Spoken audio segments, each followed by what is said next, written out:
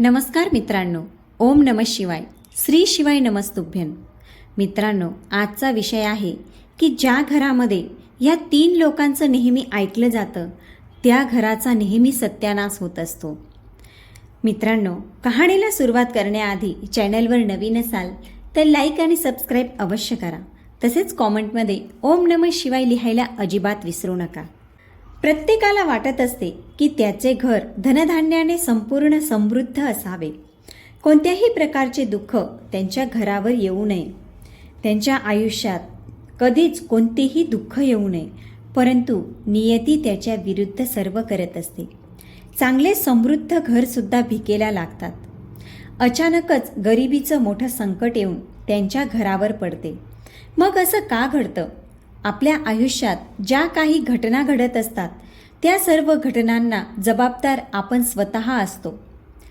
आपणच आपल्याच आयुष्यात कधी ना कधी केलेल्या छोट्या मोठ्या चुकांमुळे आपल्याला हे सर्व दुःख भोगावे लागते.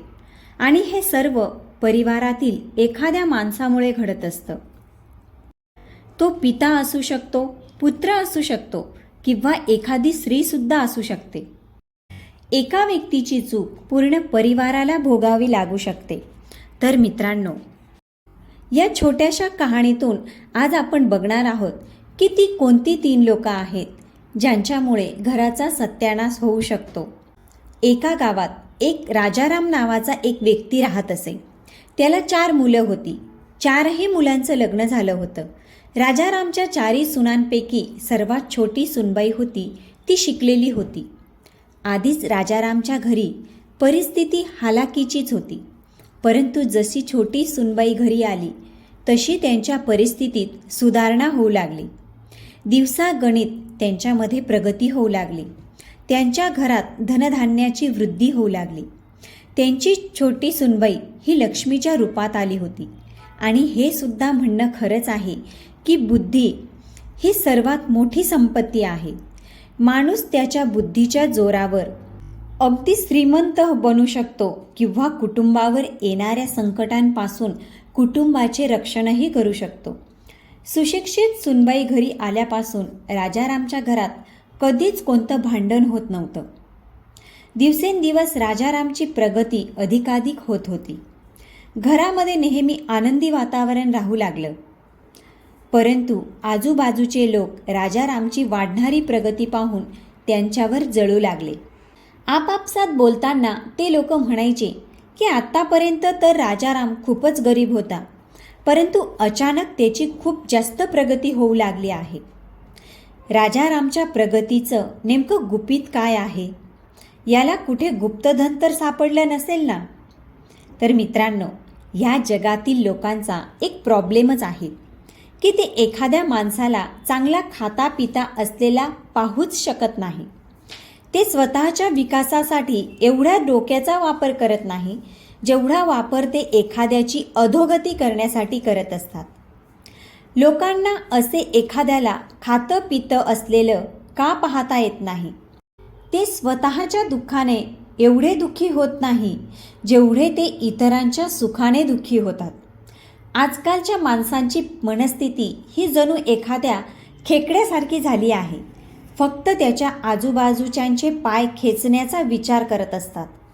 एकदा एक मच्छीमाराने खूप सारे खेकडे पकडून त्याच्या पेटीत ठेवले. तो खेकडे पकडण्यासाठी आता खूपच माहीर झालेला होता आणि त्याने खूप सारे खेकडे पकडून एका पेटीत ठेवून दिले. त्या पेटीत असणारा कुठलाही खेकडा त्या पेटीतून बाहेर जाण्याचा प्रयत्न करायचा तेव्हा पेटीच्या आतमध्ये असणारे दुसरे खेकडे त्याचा पाय खेचायचे. सर्वजण एकमेकांचे फक्त पाय खेचण्याच्या मागे होते. त्यामुळे कोणीही त्या पेटीतून बाहेर निघू शकला नाही.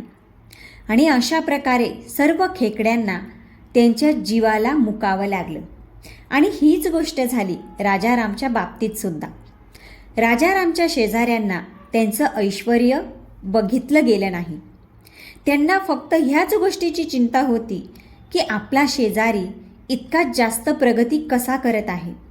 आणि हाच विचार करून शेजाऱ्यांनी राजारामच्या कुलब्राह्मणाला भडकावलं.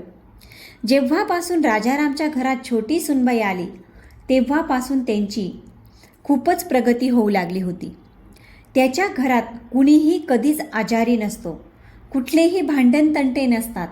जर त्याच्या घरात कुठलं भांडण झालं असतं, आजारपण आलं असतं, तर त्यांनी तुम्हाला घराची शांती करण्यासाठी नक्कीच बोलावलं असतं आणि यामुळे तुम्हाला सुद्धा आर्थिक हातभार लागला असता.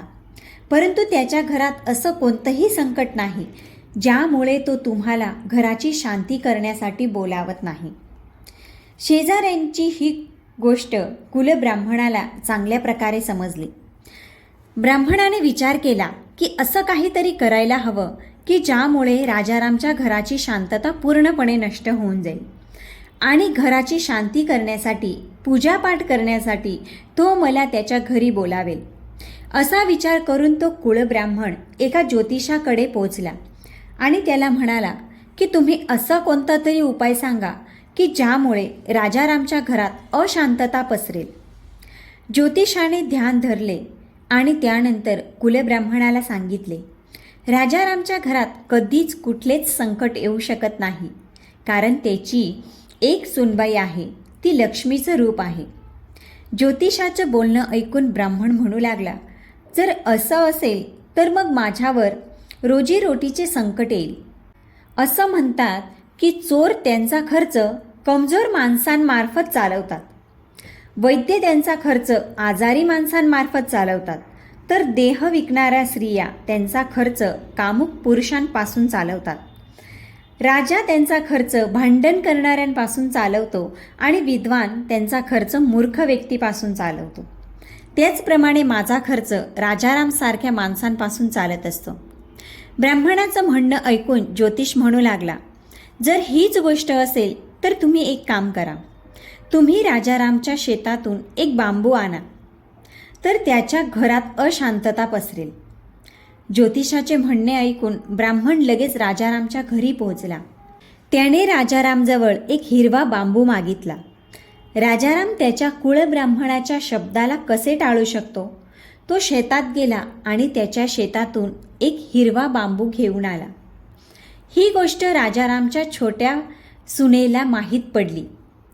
ब्राह्मण आमच्या घरातून एक हिरवा बांबू घेऊन जात आहे, तर तिने त्या बांबूला असणारी काही हिरवी पानं काढून त्यांच्या घरात असणाऱ्या गाईला खायला दिली. ब्राह्मण तो बांबू घेऊन निघून गेला आणि ज्योतिषाकडे तो बांबू त्याने दिला, परंतु तरीसुद्धा राजारामच्या घरात अशांतता नाही. हळूहळू ह्या गोष्टीला 1 महिना उलटून गेला.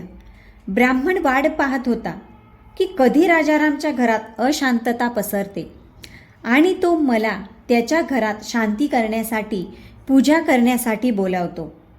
परंतु 1 महिना पूर्ण झाल्यानंतरही काहीच न घडल्यामुळे ब्राह्मण पुन्हा त्या ज्योतिषाकडे पोहोचला आणि त्याला म्हणाला, भाऊ, तुमच्या म्हणण्यानुसार मी राजारामच्या घरातून एक हिरवा बांबू आणला, परंतु इतकं करून सुद्धा त्याच्या घरात अशांतता पसरलीच नाही.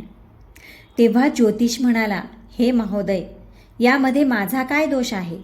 मी तुला सुरुवातीला सांगितलं होतं की त्याच्या घरात असणारी छोटी सुनबाई साक्षात लक्ष्मीचं रूप आहे. जेव्हा तू त्याच्या घरी बांबू मागायला गेला होता तेव्हा तिने त्या बांबूची काही हिरवे पाने त्यांच्या घरातील काळ्या गाईला खायला घातली आणि त्यामुळे त्यांचं काहीच बिघडलं नाही. त्यांची छोटी सुनबाई खूपच हुशार आहे, खूपच बुद्धिमान आहे. जेव्हा तू बांबू मागण्यासाठी त्यांच्या घरी गेला तेव्हा तिला समजलं आणि तिने त्या बांबूची हिरवे पाने काढली आणि माझ्या तंत्राला तिथेच तोडून टाकलं. आता तू एक काम कर, राजारामच्या घरी पुन्हा जा आणि त्याच्याकडे तू त्या गायीची मागणी कर, ज्या गायीला त्याच्या सुनबाईने बांबूची पानं खायला घातली होती. ज्योतिषाच्या बोलण्यावर ब्राह्मण पुन्हा राजारामच्या घरी गेला आणि बोलण्यामध्ये तो ब्राह्मण राजारामला म्हणाला, राजाराम, माझ्या सुनबाईने एका मुलाला जन्म दिला आहे आणि माझी एवढी अवकात नाही की रोजच्या रोज त्याला गाईचे दूध प्यायला देऊ. जर तुम्ही मेहरबानी करून तुमची काळी गाय काही दिवसांसाठी मला दिलीत तर तुमचे माझ्यावर खूप उपकार होतील. राजारामला ब्राह्मणाला रिकाम्या हाती पाठवायची इच्छा नव्हती. त्यामुळे ते त्यांच्या छोट्या सुनबाईजवळ गेले आणि ब्राह्मणाला गाय देण्याची गोष्ट सांगितली. राजारामचं बोलणं ऐकून सुनबाई म्हणाली, जर हीच गोष्ट असेल बाबा, तर तुम्ही त्या ब्राह्मणाला आपली गाय देऊ शकता. परंतु त्याआधी मला एक काम करू द्या. मित्रांनो, राजारामच्या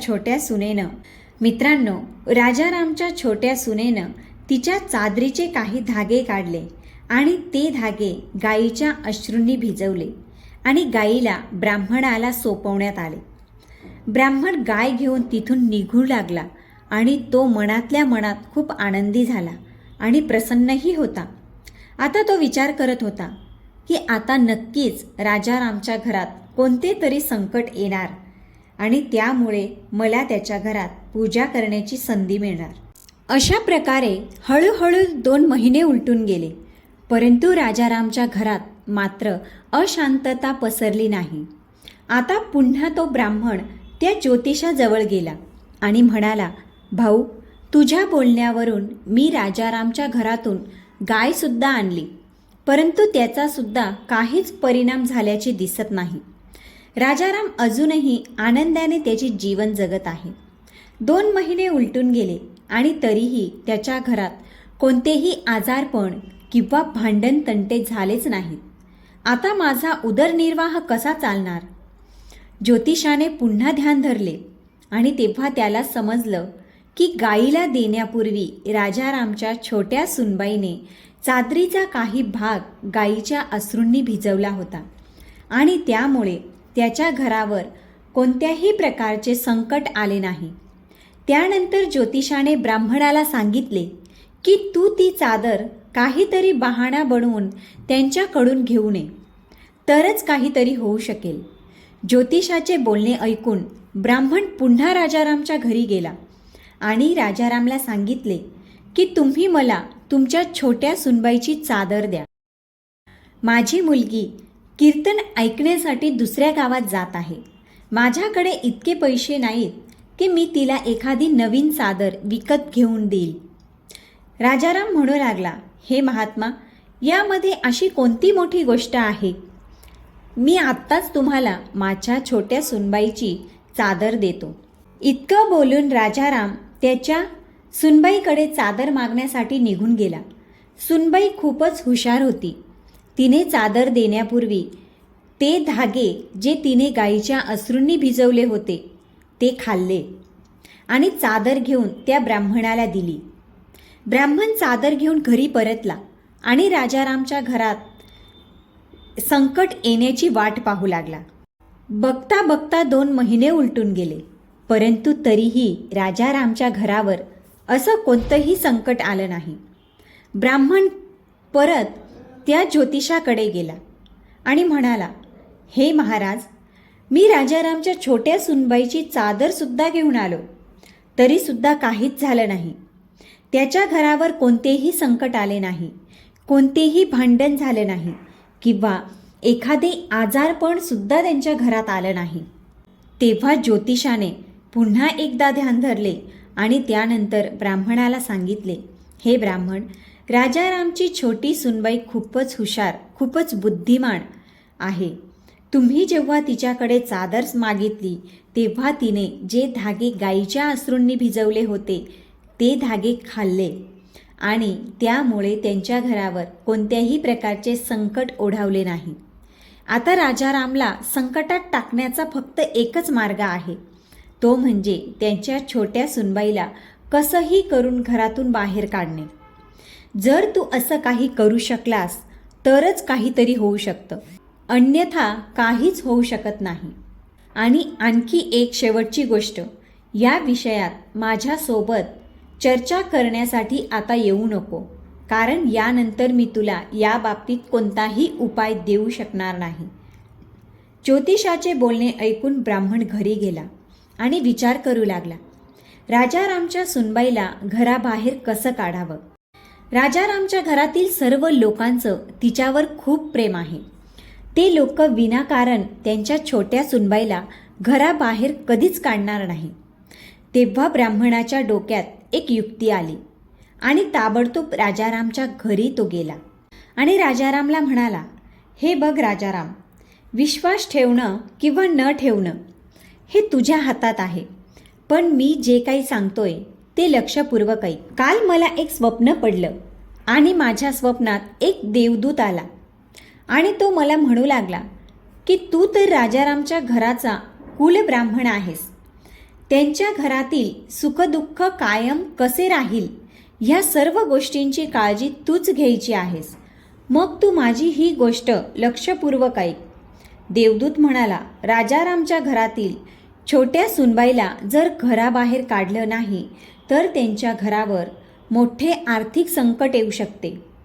तू ही गोष्ट जाऊन राजारामला सांग की त्याची छोटी सुनबाई खूपच मोठी अभागिन आहे, तिला घरातून बाहेर काढणं योग्य आहे. ब्राह्मणाचे म्हणणे ऐकून राजारामला खूप चिंता सतावू लागली.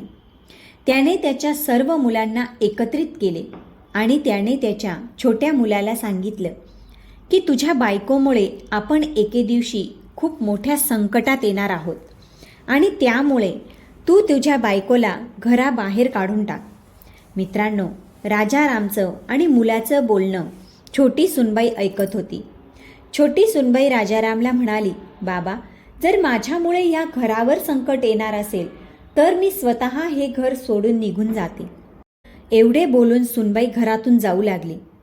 आपली बायको घर सोडून जाऊ लागली आहे हे जेव्हा तिच्या नवऱ्याने पाहिलं तेव्हा तो सुद्धा तिच्यासोबत जाऊ लागला.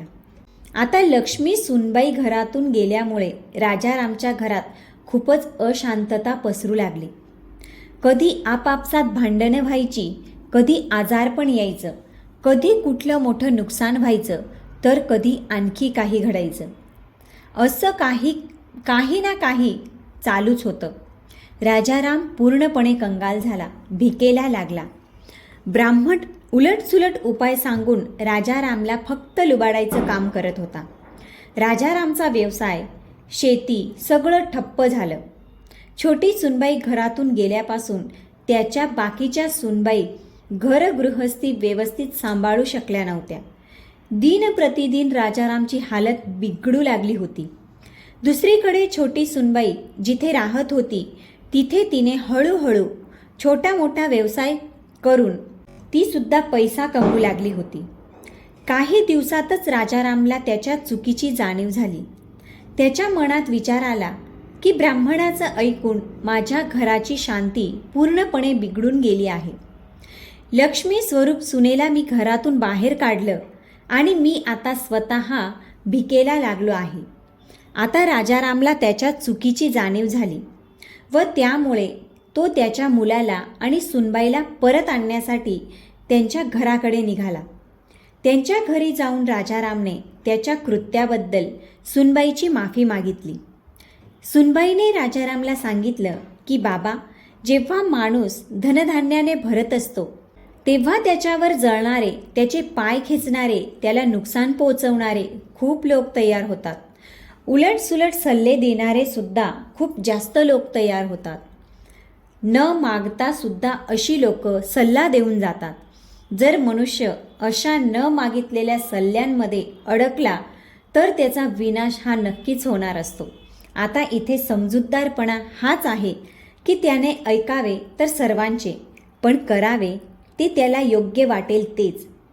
म्हणतात ना, ऐकावे जनाचे पण करावे हे मनाचे.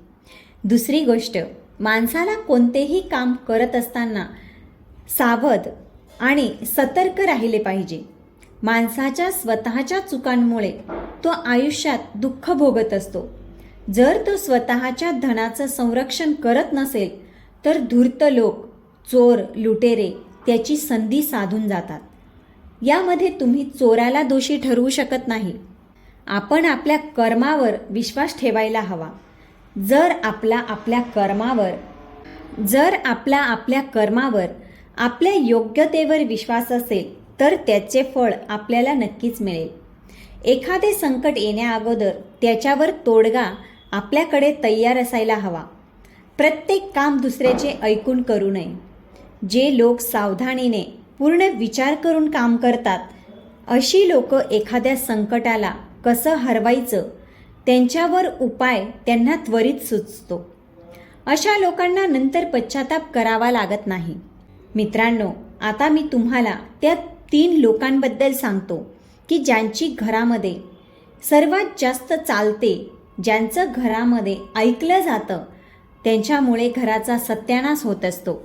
1 नंबर, ज्या घराचा मुख्य माणूस, प्रमुख माणूस मूर्ख असेल, आळशी असेल आणि न मागता सल्ला देणाऱ्यांची ऐकत असेल, तर अशा माणसाच्या घरावर लवकरच मोठे संकट येते. नंबर 2, हट्टी आणि अति लाडका मुलगा.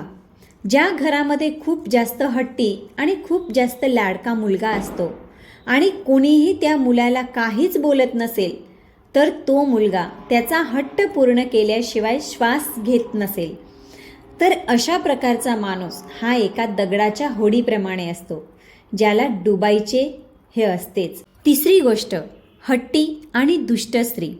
जिचं मन खूप जास्त चंचल असते, अशा स्त्रिया घराच्या प्रगतीसाठी चांगल्या नसतात.